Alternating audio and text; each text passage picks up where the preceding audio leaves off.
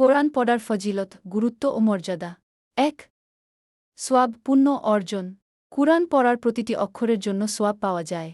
হাদিসে আছে, যে ব্যক্তি কোরআনের একটি অক্ষর পড়ে সে একটি নেকি পায়, আর প্রতিটি নেকি 10 গুণ বাড়ানো হয়।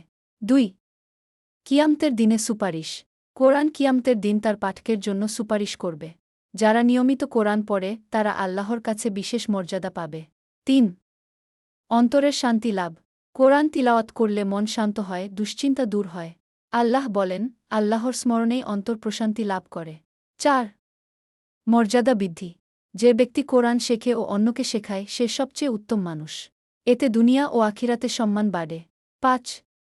ফেরেশতাদের উপস্থিতি।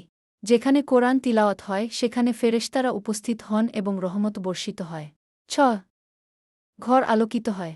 যে ঘরে কোরআন পড়া হয় সেই ঘর নূরে ভরে যায় এবং শয়তান দূরে থাকে। ৭. জান্নাতে উচ্চ মর্যাদা। কোরআন হিফজ ও তিলাওয়াতকারীদের জান্নাতে উচ্চ মর্যাদা দেওয়া হবে।